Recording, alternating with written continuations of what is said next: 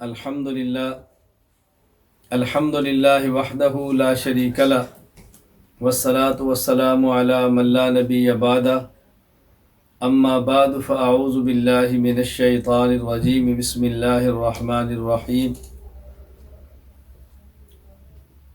والسابقون الاولون من المہاجرین والانصار والذین اتبعوهم بإحسان رضی اللہ عنہم ورضوا عنہ اللهم صل على محمد وعلى آل محمد كما صليت على إبراهيم وعلى آل إبراهيم إنك حميد مجيد اللهم بارك على محمد وعلى آل محمد كما باركت على إبراهيم وعلى آل إبراهيم إنك حميد مجيد۔ اللہ رب العزت نے حضور اکرم صلی اللہ علیہ وسلم کی امت میں جن افراد کا انتخاب کیا اور سب سے بڑا مقام اور مرتبہ عطا فرمایا، وہ حضور اکرم صلی اللہ علیہ وسلم کے دور میں آپ پر ایمان لانے والی شخصیات اور اصحاب اور افراد ہیں۔ نبی کریم صلی اللہ علیہ وسلم کی ذات پر ایمان بھی لائیں اور آپ کے خاندان کے لوگ بھی ہوں، نبی کریم صلی اللہ علیہ وسلم پر ایمان بھی لائیں اور آپ کے ساتھ رشتہ داری بھی ہو، ظاہر ہے کہ یہ دوہرا مقام، دوہرا مرتبہ اور مزید شان کو بڑھانے والی چیز ہے۔ میں آپ کی خدمت میں آج کے اس نشست میں چند ایک گزارشات اختصار کے ساتھ پیش کرتا ہوں۔ نمبر 1، اہل بیت اطہار کسے کہتے ہیں؟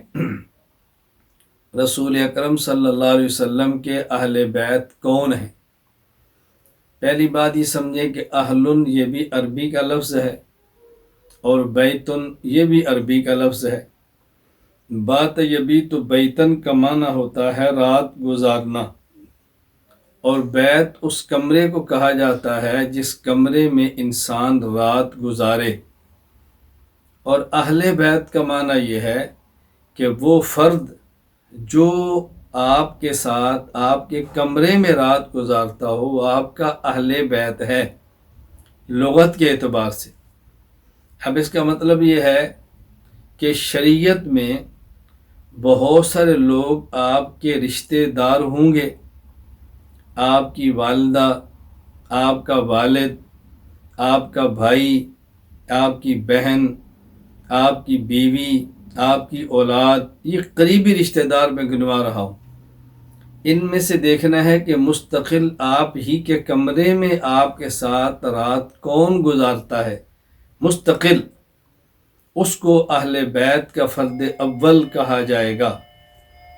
اب یہ بات تو بالکل حقیقت ہے کہ ماں کے ساتھ اس کا بیٹا بھی ماں کے کمرے میں رات گزارتا ہے، لیکن ایک مدت تک، کچھ مدت کے بعد اس بیٹے کا کمرہ الگ ہے۔ ماں کے ساتھ، والد کے ساتھ بیٹی بھی رات گزارتی ہے، لیکن ایک مدت تک، کچھ وقت کے بعد ایک عمر کا تقاضا آتا ہے کہ بیٹی کا کمرہ بھی الگ ہے۔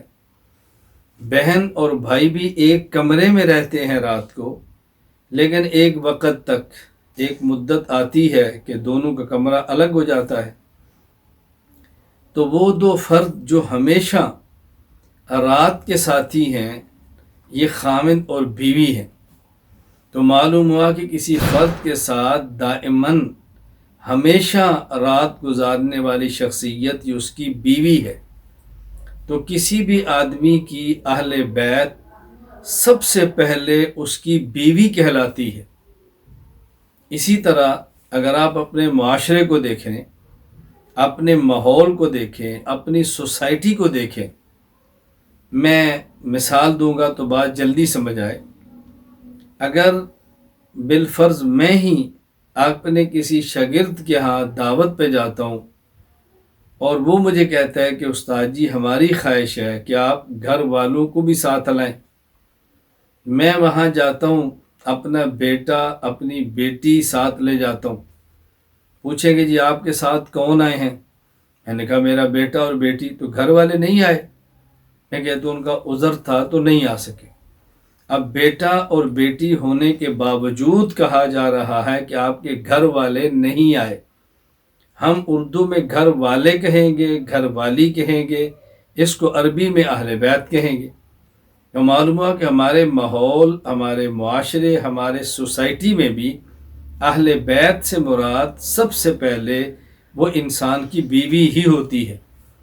تو رسول اکرم صلی اللہ علیہ وسلم کے اہل بیت کا پہلا فرد حضرت ام المومنین خدیجۃ الکبریٰ ہے رضی اللہ تعالی عنہا، اور اس کے بعد یکے بعد دیگرے آپ کی بیویاں ازواج مطہرات امہات المومنین 11، یہ رسول اکرم صلی اللہ علیہ وسلم کے اہل بیت کا پہلا فرد ہے۔ پھر نبی کریم صلی اللہ علیہ وسلم کے بیٹے، رسول اکرم صلی اللہ علیہ وسلم کی بیٹیاں، اس کے بعد داماد بھی شامل، نواسے نواسیاں بھی شامل، یہ سب اہل بیت ہے۔ تو اہل بیت کا فرد اول اور فرد کامل وہ پیغمبر پاک صلی اللہ علیہ وسلم کی بیویاں ہیں۔ آپ قرآن کریم میں غور فرمائیں تو یہی نظر آئے گا، یا نساء النبی لستن کاحد من النساء، قرآن کریم کہہ رہے ہیں۔ اب یہ آیت کا ابتدا ہے، اور آگے کیا فرمایا؟ انما یرید اللہ لیذہب عنکم الرجس اہل البیت ویطہرکم تطہیرا۔ آیت کے آغاز میں نساء النبی، اختتام میں اہل البیت۔ معلوم ہوا کہ پیغمبر کی بیویوں کو قرآن براہ راست اہل بیت کہہ رہا ہے۔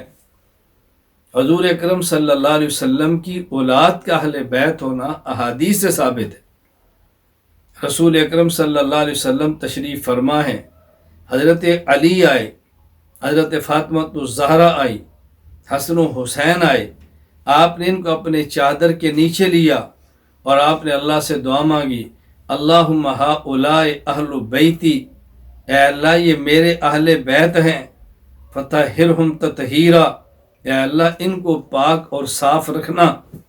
تو دیکھیں قرآن پہلے حدیث بعد میں، قرآن نے اہل بیت ازواج کو کہا، حدیث نے اہل بیت اولاد کو کہا۔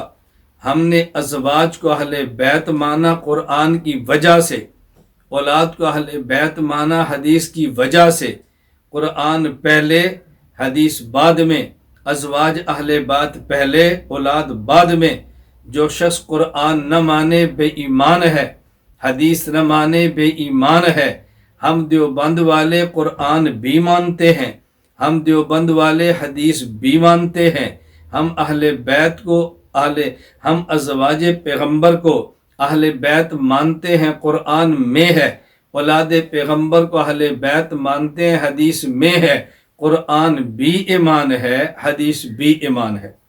پہلی بات اہل بیت کسے کہتے ہیں۔ دوسری بات، رسول اکرم صلی اللہ علیہ وسلم کا کلمہ مبارک پڑھ کر آپ کے دامن سے وابستہ ہونے والے اشخاص 3 قسم کے ہیں۔ نمبر 1، رسول اکرم صلی اللہ علیہ وسلم پر ایمان لائے اور وہ خواتین ہیں اور پیغمبر کی بیویاں ہیں۔ نمبر 2، رسول اکرم صلی اللہ علیہ وسلم پر ایمان لائے اور وہ پیغمبر کی اولاد ہے۔ نمبر 3، رسول اکرم صلی اللہ علیہ وسلم پر ایمان لائے، نہ وہ پیغمبر کی بیویاں نہ پیغمبر کی اولاد بلکہ اصحاب ہیں۔ یاد رکھنا، اصحاب کا معنی یہ نہیں کہ ازواج اس میں شامل نہیں، اصحاب کا معنی یہ نہیں کہ اولاد اس میں شامل نہیں۔ اولاد میں اصحاب میں اولاد بھی ہیں، اصحاب میں ازواج بھی ہیں۔ میں نے مزید تھوڑی سی وضاحت کرنے کے لیے ان کی 3 قسمیں بنا دی ہیں۔ نمبر 1، صحابیت بھی ہے، پیغمبر کی بیوی بھی ہے، زوجیت بھی ہے۔ نمبر 2، صحابیت بھی ہے اور پیغمبر کی اولاد ولدیت بھی ہے۔ نمبر 3، زوجیت اور ولدیت نہیں، صرف صحابیت ہے۔ تو حضور صلی اللہ علیہ وسلم پر ایمان لانے والے 3 قسم کے افراد ہو گئے۔ نمبر 1، صحابیت کے ساتھ زوجیت بھی، نمبر 2 صحابیت کے ساتھ ولدیت بھی، نمبر 3 صرف صحابیت۔ تو جہاں زوجیت اور صحابیت مل جائیں انہیں ازواج کہتے ہیں، جہاں پیغمبر کی صحابیت کے ساتھ ولدیت مل جائے انہیں اولاد کہتے ہیں، اور جہاں صرف پیغمبر کی صحابیت ہو، زوجیت ولدیت نہ ہو، انہیں اصحاب کہتے ہیں۔ تو گویا رسول اکرم صلی اللہ علیہ وسلم پر اس وقت پر ایمان لانے والوں کو ہم 3 قسم کے افراد سمجھ سکتے ہیں۔ نمبر 1 ازواج نبی، نمبر 2 اولاد نبی، نمبر 3 اصحاب نبی۔ یہ 3 قسم کے افراد کیوں ہیں؟ اس لیے کہ رسول اکرم صلی اللہ علیہ وسلم کی 3 ضرورتیں ہیں۔ آپ رحمت للعالمین بن کے تشریف لائے ہیں، آپ خاتم النبیین بن کے تشریف لائے ہیں، آپ پورے عالم کے نبی بن کر تشریف لائے ہیں، نبی ہی نہیں خاتم النبیین بن کے تشریف لائے ہیں۔ تو رسول اکرم صلی اللہ علیہ وسلم کی 3 ضرورتیں ہیں۔ ایک آپ کی ضرورت یہ ہے کہ آپ کے دین کو لیا جائے، عرب سے عجم تک پہنچا دیا جائے، آپ کے دین کو لیا جائے، بحر و بر میں پھیلا دیا جائے، آپ کے دین کو لیا جائے، پوری دنیا میں اس کو نافذ کر دیا جائے۔ اور آپ کی دوسری ضرورت یہ ہے کہ آپ صلی اللہ علیہ وسلم مردوں کے بھی نبی ہیں، عورتوں کے بھی نبی ہیں، تو آپ کے بعض مسائل جو نجی زندگی سے تعلق رکھتے ہیں وہ مسائل آپ سے سیکھے جائیں، باہر سکھا دیے جائیں۔ آپ کی خلوت کی زندگی لوگوں کو سکھانے کے لیے جلوت میں پہنچا دی جائے۔ اللہ رب العزت نے پیغمبر پاک کی ضرورت کو بھی پورا فرمایا۔ اور آپ کی تیسری ضرورت کہہ لیں یا آپ کی تمنا اور خواہش کہہ لیں، آپ اللہ سے دعا مانگتے ہیں، والذی نفس محمد بیدہ لوددت ان اقتل فی سبیل اللہ ثم احیا ثم اقتل ثم احیا ثم اقتل۔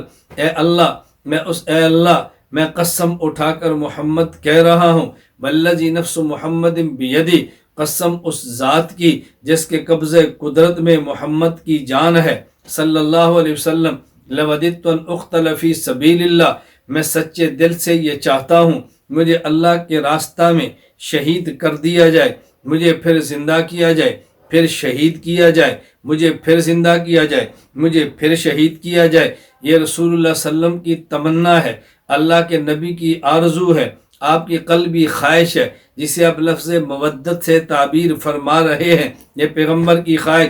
اب گویا پیغمبر پاک صلی اللہ علیہ وسلم کے 3 تقاضے ہیں، آپ کی 3 خواہشیں ہیں۔ نمبر، آپ کے دین کو عرب سے لے کر عجم میں پھیلا دیا جائے، عرب سے عجم تک پہنچا دیا جائے۔ آپ کی دوسری خواہش یہ ہے کہ آپ کے دین کو خلوت سے جلوت میں لایا جائے، مردوں کے علاوہ عورتوں تک پہنچایا جائے۔ اور آپ کی تیسری خواہش اور تمنا یہ ہے کہ مجھے اللہ کے راستے میں شہید کر دیا جائے۔ پیغمبر پاک کی پہلی تمنا، اے اللہ میرے دین کو عرب سے عجم پر پہنچا دے۔ والذی ارسل رسولہ بالہدی ودین الحق لیظہرہ علی الدین کلہ، اللہ نے اپنے محمد پیغمبر کو دین حق دے کر بھیجا تاکہ تمام ادیان پر غالب فرما دے۔ اس غلبہ دین کے لیے اللہ نے حضور کو افراد عطا فرمائے، انہیں اصحاب کہتے ہیں۔ پیغمبر پاک صلی اللہ علیہ وسلم کی پہلی ضرورت کو جنہوں نے پورا کیا، عرب سے لے کر عجم تک پہنچایا، دین کو دنیا میں غالب کیا، پیغمبر پاک کے دین کو کچے گھر تک پہنچایا، حضور کے دین کو بر و بحر میں پھیلا دیا، دین کو ادیان باطلہ پہ غالب فرما دیا، اس دین کو نافذ فرما دیا۔ جنہوں نے اس تقاضے کو پر لبیک کا اور پورا کیا انہیں اصحاب پیغمبر کہتے ہیں۔ اور جن نے پیغمبر کی خلوت کی زندگی کو جلوت میں پہنچایا ہے، پیغمبر کی نجی زندگی کو امانت سمجھ کر امت تک پہنچایا ہے، انہیں ازواج پیغمبر کہتے ہیں۔ نمبر 3، پیغمبر کی تمنا یہ تھی کہ مجھے شہید کر دیا جائے۔ اب ذرا توجہ رکھنا، کفار کی تمنا یہ تھی کہ محمد صلی اللہ علیہ وسلم کو وہ قتل کر دیں۔ اس کے لیے تدابیر اختیار کی ہے۔ کبھی مکہ میں جمع ہو رہے ہیں، رات کو مشورے چل رہے ہیں کہ سارے مل کر حضرت محمد کا کام تمام کر دیں۔ اللہ نے وہاں سے بچا لیا ہے، رسول اللہ صلی اللہ علیہ وسلم غار میں ہیں، کفار پیچھا کر رہے ہیں تاکہ ان کا کام تمام الیاذ باللہ کر دیا جائے۔ اللہ نے وہاں سے بچا لیا ہے، بدر کے میدان میں جمع ہے تاکہ ان کو ختم کر دیا جائے۔ اللہ نے وہاں سے محفوظ فرما لیا ہے، میدان احد میں ہیں، کفار نے حملہ کیا، اللہ نے وہاں سے بچا لیا ہے۔ پیغمبر پاک خیبر میں ہیں، آپ کو بچا لیا گیا ہے، یہودیہ عورت نے زہر دیا، آپ کو بچا لیا گیا ہے، اوپر چٹان گرانے کی تدبیر بنی، اللہ نے وہاں سے بچا لیا ہے۔ پیغمبر پاک صلی اللہ علیہ وسلم کی ذات کو بچایا، لیکن حضور کی تمنا میں جام شہادت نوش کر جاؤں، کفار کی تمنا حضور کو قتل کر دیں۔ اب اگر اللہ کے نبی کفار کے ہاتھوں شہید ہو جاتے تو آپ کی تمنا تو پوری ہوتی، لیکن کفار کی آنکھیں بھی ٹھنڈی ہوتی۔ اللہ رب العزت نے کفار کی آنکھوں کو یوں ٹھنڈا ہونے نہیں دیا۔ اور یہ بات یاد رکھنا، اولاد انسان کے جسم کا ٹکڑا ہے، اولاد انسان کا جگر ہے۔ کبھی خدا نخواستہ کسی باپ کے گھر میں کوئی شخص آ جائے اور وہاں بیٹا بھی ہو اور کوئی بیٹے کو مارنا چاہے تو باپ کہتے ہیں مجھے مار دو، میرے بیٹے کو کچھ نہ کہنا، یہ میری نشانی ہے۔ باپ بیٹے کو بچا کے خود جان دیتا ہے تو معلوم ہوا کہ اولاد سے محبت اپنی جان سے بھی زیادہ ہے۔ ابراہیم علیہ السلام کو وہی جو خواب کے ذریعے آئی، وہ حضرت ابراہیم کو اپنے گردن پہ چھری چلانے کی نہیں ہے، بلکہ بیٹے کی گردن پر چھری چلانے کی ہے۔ اپنی گردن پہ چھری چلانا آسان ہے، بیٹے کی گردن پہ چھری چلانا مشکل ہے۔ اسی کا نام تو ابتلا ہے، اسی کا نام تو امتحان ہے۔ تو گویا بیٹے کا کٹ جانا یہ باپ کا کٹ جانا ہے، بیٹے کا ذبح ہو جانا یہ باپ کا ذبح ہو جانا ہے۔ حضرت حسین پیغمبر کے جسم کا ٹکڑا ہے، پیغمبر کا خون ہے، حضور کے لختے جگر ہیں، پیغمبر پاک صلی اللہ علیہ وسلم کے جگر کا ٹکڑا ہے۔ حضرت حسین رضی اللہ تعالی عنہ پیغمبر کی اس تمنا کو پورا کیا۔ حضرت حسن بھی شہید ہوئے، ان کو شہید کیا گیا ہے زہر دے کے۔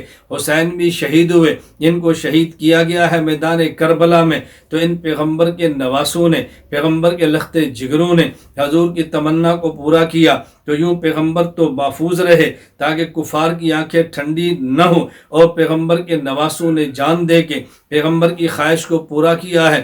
میں بات سمیٹتے ہوئے یہ بات کہنا چاہتا ہوں، پیغمبر کی تمنائیں تین ہیں۔ نمبر 1، دین کو دنیا پہ غالب کر دیں، یہ تمنا پوری کی ہے اصحاب پیغمبر نے۔ دوسری تمنا یہ ہے میری زندگی نجی اور خلوت باہر کی مستورات تک چلی جائے، یہ تمنا پوری کی ہے ازواج پیغمبر نے۔ حضور کی تیسری تمنا یہ ہے کہ میں اللہ کے راستے میں شہید ہو جاؤں، یہ تمنا پیغمبر کی پوری کی ہے۔ حضرت حسن حسین نے جام شہادت نوش فرما کے تو پیغمبر کے ساتھ جو افراد ملے کلمے کی حالت میں، وہ 3 طبقے تھے، یہ 3 قسمیں تھیں، 3 اقسام ہیں، یہ پیغمبر کی 3 ضرورتیں ہیں جو اللہ نے تینوں کے ذریعے پوری فرمائی ہیں۔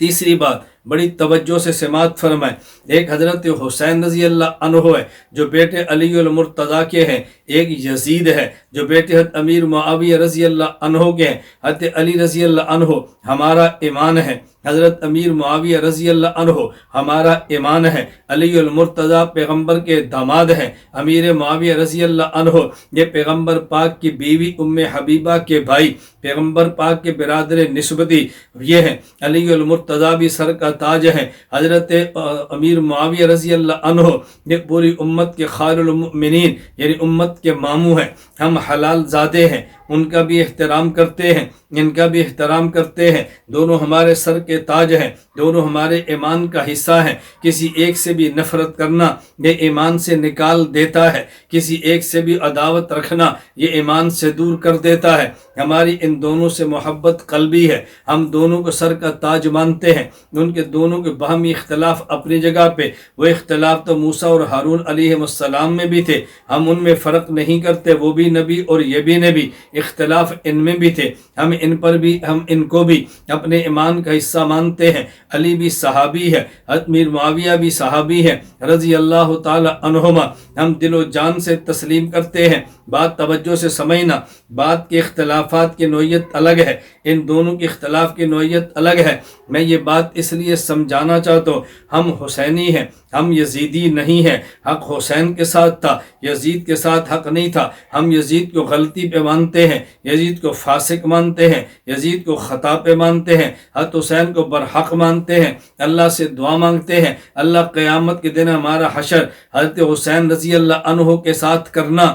یہ بات اچھی طرح ذہن نشین فرما لیں۔ لیکن جو بات میں سمجھانا چاہتا ہوں، آج کئی لوگ وہ ہیں حضرت معاویہ رضی اللہ عنہ کو الیاذ باللہ برا بھلا کہتے ہیں، بنیاد یزید کو بناتے ہیں کہ یزید کے باپ تھے، یزید کے کارنامے یہ ہیں۔ امیر معاویہ کو پتا تھا، پھر بھی ان کو ولی عہد کیوں چنا ہے؟ اور بعض لوگ وہ ہیں جو یزید کو صالح اور پارسا کہتے ہیں، اس کی بنیاد یہ کہ امیر معاویہ صحابی کے بیٹے ہیں، تو اس لیے ہم ان کو بھی نیک سمجھتے ہیں، یہ تو صحابی کا بیٹا ہے لہذا یہ تابعی ہے، حالت ایمان میں ہے۔ بعض یوں منطق چلا دیتے ہیں، بات اچھی طرح سمجھ لینا۔ بعضوں نے یہ کہا کہ نہیں جی یزید تو اس یزید کی بنیاد پہ امیر معاویہ کو برا کھا، اور بعضوں نے کہا یزید بڑا اچھا تھا کیونکہ بعض صحابہ نے ان سے بیعت بھی کی ہے، تو صحابی تو غلط آدمی سے بیعت نہیں کر سکتے، صحابی تو برے آدمی کو اپنا ولی عہد نہیں بنا سکتا۔ اس غلط فہمی کے اندر کبھی مبتلا نہ ہونا، بات توجہ سے سمجھنا۔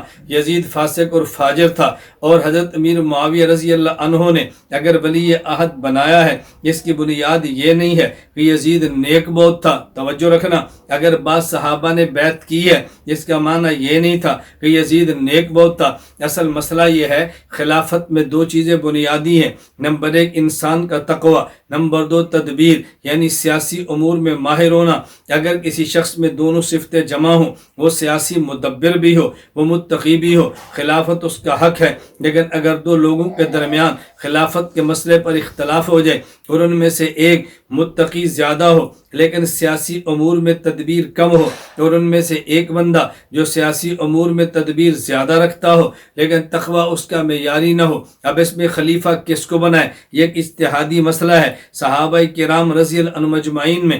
اب بعضوں کی رائے یہ ہے کہ دیکھیں خلافت کا تعلق سیاست کے ساتھ ہے، یہ چونکہ یزید کے اندر سیاسی تدبیر زیادہ ہے، ان کی رائے یہ ہے مدبر جو بڑا ہو، جو سیاسی بوجھ زیادہ رکھتا ہو، خلافت اس کو دے دو۔ بعضوں کی رائے یہ تھی نہیں یہ سیاست عام نہیں ہے بلکہ شریعت کا مسئلہ ہے، لہذا جس میں تقوی اور خوف خدا زیادہ ہو خلافت اس کو دینی چاہیے۔ اب یہ چونکہ سیاسی مسئلہ اختلافی اور اجتہادی مسئلہ بن گیا، اس لیے اگر بعض صحابہ نے یزید کی بیعت کی ہے تو اس کی وجہ یہ نہیں تھی وہ یزید کو صالح سمجھے ہیں، اس کی وجہ یہ تھی وہ سیاسی امور میں مدبر سمجھے ہیں۔ اور بعض وہ صحابہ کرام جن نے یزید کی بیعت نہیں کی ہے، حضرت حسین کے ساتھ کھڑے ہیں، اس کی وجہ وہ سمجھتے تھے کہ بنیاد اس کی تقوی ہے، اور جو تقوی حسین میں ہے یزید کو کہاں مل سکتا ہے، لہذا حضرت حسین رضی اللہ عنہ کو کے ہاتھ پر بیعت کریں اور یزید کی خلافت اور بیعت کا انکار کریں۔ بس یہ اجتہادی مسئلہ تھا، تو نہ حضرت حسین رضی اللہ تعالی عنہ کی بیعت نہ کرنے والے اور صحابہ کرام یزید کی بیعت کرنے والے، اس کی بنیاد پہ یزید کو صالح کہا جا سکتا ہے، اور نہ یزید کی ہاتھ پر بیعت کرنے کی وجہ سے یزید کو صالح کہہ سکتے ہیں، اور نہ یزید جیسے فاسق کو ولی عہد بنانے کی وجہ سے حضرت امیر معاویہ رضی اللہ عنہ پر زبان درازی کی جا سکتی ہے۔ یہ دو باتیں بالکل الگ تھلگ ہیں، اس کو سمجھنے کی کوشش کریں۔ اس لیے ہمارا موقف یہ ہے، ہم یزید کے ساتھ نہیں ہیں، ہم حضرت حسین کے ساتھ ہیں، یزید کے ساتھ قطعا نہیں ہے۔ ہم یزید کو فاسق سمجھتے ہیں، حضرت حسین کو صالح سمجھتے ہیں، یزید کو تابعی بھی سمجھنا مشکل ہے، حسین کو صحابی سمجھتے ہیں، کیونکہ تابعی کے لیے صرف مومن ہونا شرط نہیں ہے، صرف تابعی کے لیے صحابی کا بیٹا ہونا یا صحابی کی زیارت کافی نہیں ہے، صرف تابعی کے لیے ایمان پہ مرنا کافی نہیں ہے۔ صحابیت کے لیے بنیادی طور پہ تین چیزیں ہیں، نمبر ایک ایمان بھی ہو، پیغمبر سے حالت ایمان میں لقاء ملاقات بھی ہو، نمبر تین حالت ایمان پر موت بھی ہو، اور تابعی کے لیے چار چیزیں ہیں، نمبر ایک حالت ایمان بھی ہو، حالت ایمان میں صحابی کی لقاء بھی ہو، نمبر تین پھر صحابی کی کامل اتباع بھی ہو، نمبر چار ایمان پر خاتمہ بھی ہو۔ تو جب کامل اتباع نہ ہو تو تابعی کیسے کہیں گے؟ صحابیت صحبت سے بنا ہے، تابعی اتباع سے بنا ہے، تو صحابیت کے لیے صحبت پیغمبر ضروری ہے اور کافی ہے۔ لیکن تابعی کے لیے اتباع بھی ضروری ہے، صرف لقاء اور صحبت کافی نہیں ہے۔ یہ دونوں بات اچھی طرح ذہن نشین فرما لیں۔ تو میں نے آج آپ کی خدمت میں 3 باتیں عرض کی ہیں۔ نمبر 1، جب ہم اہل بیت کہیں گے، اس کا پہلا مصداق ازواج پیغمبر ہیں، اس کا دوسرا مصداق آل پیغمبر ہیں، اور یہ دونوں ہمارا ایمان ہے۔ نمبر تیسری بات میں نے آپ کی خدمت میں کی ہے، پیغمبر کی ضرورت یہ ہے کہ دین کو دنیا پہ عام کیا جائے، دین کو دنیا پہ غالب کیا جائے، عرب سے عجم تک پہنچایا جائے، دین کو نافذ کیا جائے۔ یہ ضرورت اصحاب پیغمبر نے پوری کی ہے، پیغمبر کی خلوت کو جلوت میں لا کر خواتین تک پہنچایا جائے، یہ ضرورت ازواج پیغمبر نے پوری کی ہے۔ اور پیغمبر پاک کی تمنا میں اللہ کے راستے میں شہید ہو جاؤں، یہ تمنا آل پیغمبر نے پوری کی ہے کہ خود کٹ گئے، خود شہید ہو گئے اور پیغمبر کے جسم کا ٹکڑا تھے۔ نمبر 3، حق حضرت حسین کے ساتھ ہے، یزید کے ساتھ نہیں ہے۔